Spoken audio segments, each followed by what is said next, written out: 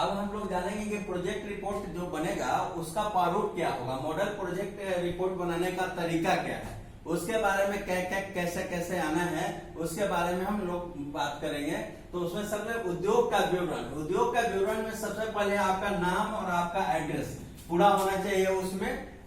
Detail में नाम address पूरा दीजिए। उसके बाद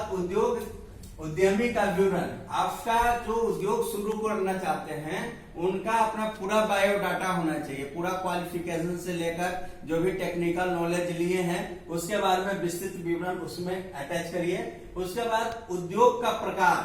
आपका जो उद्योग लगाना चाहते हैं वो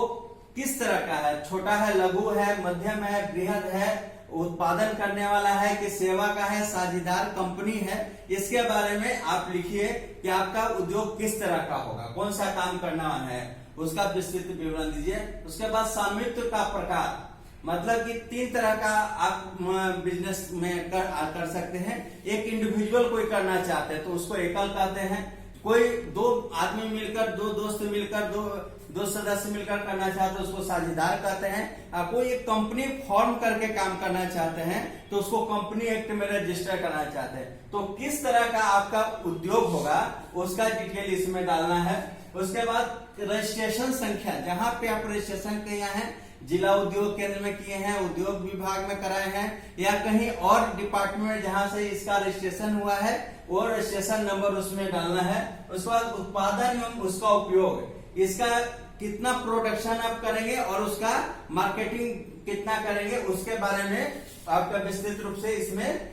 डिटेल डालना है, उसका लिखना पड़ेगा। बाजार मार्केट स्कोप, मार्केट में क्या स्कोप है, जो आप प्रोडक्ट बनाने जा रहे हैं वो मार्केट में इसका कितना स्कोप है, आगे भविष्य में 3 साल 4 साल 5 साल में कितना आगे इसका मार्केट जा सकता है, उसका एक लमसम ब्रीफ देना होगा आपको कि हम यहाँ तो इसका मार्केटिंग है। उसके बाद उत्पादन की विधि, वो कौन सा होगा, मैनुअली करेंगे, टेक्नोलॉजी से करेंगे, मशीन से करेंगे, किस तरह से आप इसका उत्पादन करेंगे उसके बारे में आपको इसका देना होगा। फिर उसके बाद उद्योग की प्रति वर्ष क्षमता, आपका प्रोडक्शन मतलब पहले साल में कितना होगा, दूसरे साल में कितना होगा, तीसरे साल में कितना होगा, लमसम कम से कम 5 साल का आपको एक रफली एक बनाना है, एक एक्सपेक्टेशन करना है कि 5 साल तक हम अपने प्रोजेक्ट में कितना बढ़ाएंगे, उत्पादन क्षमता बढ़ाते जाएंगे। तो उसके बारे में रफली एक फिगर देना है कि हमारा जो प्रोजेक्ट है उसमें इतना इतना का टर्नओवर होगा, इतना हम बढ़ाएंगे, उसके बारे में आपको बताना है। उद्योग की लागत में आपको देखना है कि भूमि, भवन, मशीन, फर्नीचर, फिक्सर, औजार एवं ड्राई, प्रौद्योगिकी हस्तांतरण, खर्च और कार्यशील पूंजी, मतलब पूरे कॉस्ट में कितना लागत आ रहा है इसका होना होगा, इसका पूरा विवरण इसमें प्रोजेक्ट रिपोर्ट में आपका आना चाहिए कि आपको मशीन में कितना खर्च आएगा, भूमि रेंट में कितना खर्च आएगा, उसको बनाने में कितना खर्च आएगा, मशीनरी में कितना खर्च आएगा, उसके प्रौद्योगिकी हस्तांतरण में कितना आएगा, कितना कैपिटल आपको लगेगा, उसका विवरण आना है। उसके बाद पूंजी का स्रोत, पूंजी कहां से आएगा,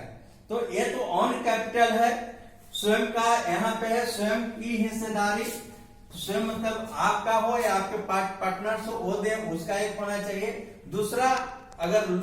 लोन लेना चाहते हैं तो कितना टर्म लोन होगा और उसमें सरकार से कोई अनुदान मिल रहा है। बहुत से ऐसे गवर्नमेंट का डिपार्टमेंट है जहां से आपको कोई प्रोजेक्ट में अनुदान मिलता है, तो इसकी भी जानकारी आपके पास होना चाहिए और उस प्रोजेक्ट रिपोर्ट में होना चाहिए कि आपको कहां से लोन, टर्म लोन में कितना चाहिए, रेकरिंग में कितना चाहिए और उसमें गवर्नमेंट से सब्सिडी कहां से मिल सकती है, इसका भी विस्तृत विवरण अपने का प्रोजेक्ट रिपोर्ट में होना चाहिए। उसके बाद उत्पादन लागत, यानी कि प्रोडक्शन कॉस्ट कितना आएगा, प्रोडक्शन कॉस्ट में क्या आप उसका डिटेल देंगे, उसमें रहेगा कच्चा माल कहां से आएगा, उसमें कितना खर्च आएगा, ईंधन एवं उसकी सामग्री, उसमें जितना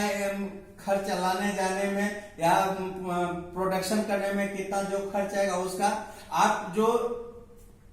वर्कफोर्स रखे हैं, वर्कफोर्स को वेतन और भत्ता पे कितना एक्सपेंस करने जा रहे हैं, या अन्य प्रकार का मिसलेनियस एक्सपेंस मैनेजमेंट चलाने के लिए आपको जो एक्सपेंसेज आ रहा है मिसलेनियस, उसका जो भी खर्च आ रहा है उस सारे का विस्तृत विवरण लमसम आपको देना होगा कि इतना प्रोजेक्ट कॉस्ट आ रहा है।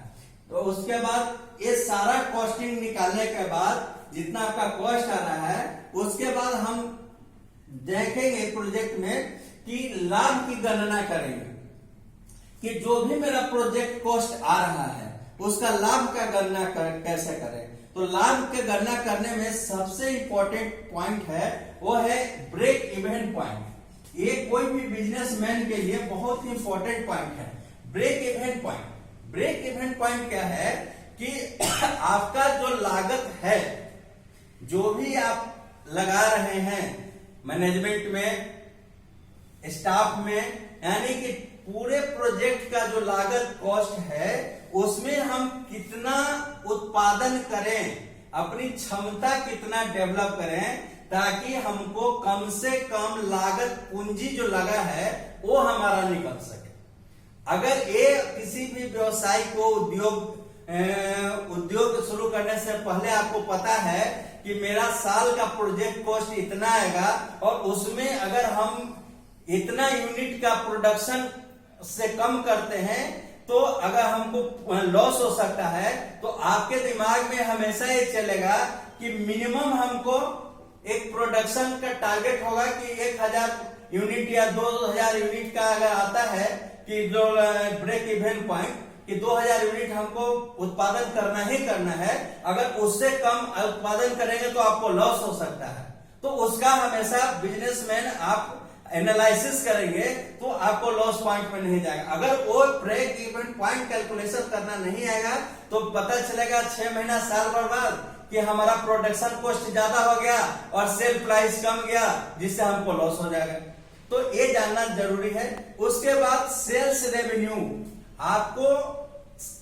बेचने से जो भी प्रोडक्शन आप कर रहे हैं उस प्रोडक्शन से कितना सेल्स रेवेन्यू आ सकता है, कितना आप कमा सकते हैं, उसका भी एक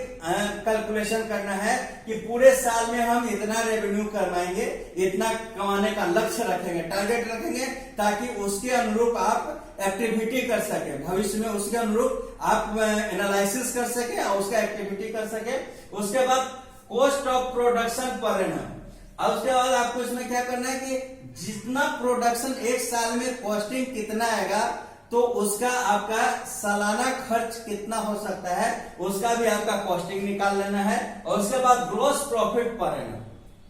उसके बाद ये निकालने के बाद अब इसमें से ग्रॉस प्रॉफिट पर एनम निकालने के लिए क्या होगा कि cost of production per annum, जो भी कॉस्ट ऑफ प्रोडक्शन सालाना आ रहा है और जो प्रोडक्शन के बाद जो गवर्नमेंट को टैक्सेस दे रहे हैं उसको माइनस करने के बाद जो प्रॉफिट आ रहा है आपको, तो ग्रॉस प्रॉफिट पर एनम, सालाना जो इनकम हो रहा है वो तब जाकर निकल जाएगा। तो इस तरह कोई भी कार्य शुरू करने के पहले आपको एक प्रोजेक्ट रिपोर्ट तैयार करनी है। उस प्रोजेक्ट रिपोर्ट में आपके कार्य का पूरा प्रारूप, पूरा स्वरूप होगा, जो कहीं भी आप देख सकते हैं, उसका एनालिसिस कर सकते हैं, किसी डिपार्टमेंट में दिखा सकते हैं जहां से आपको इसका बेनिफिट मिलेगा, क्योंकि वो अथॉरिटी जो है, जो लोन बैंक में जाएंगे लोन देना होगा, तो इसी प्रोजेक्ट रिपोर्ट के एनालिसिस करने के बाद वो आपका विजिबिलिटी देखेंगे कि सही में आपके यूनिट पे लोन दिया जा सकता है कि नहीं लेता। आपका पूरा यूनिट का, पूरी व्यवसाय का एक तरह से खाका है, एक तरह से एक प्रोजेक्ट रिपोर्ट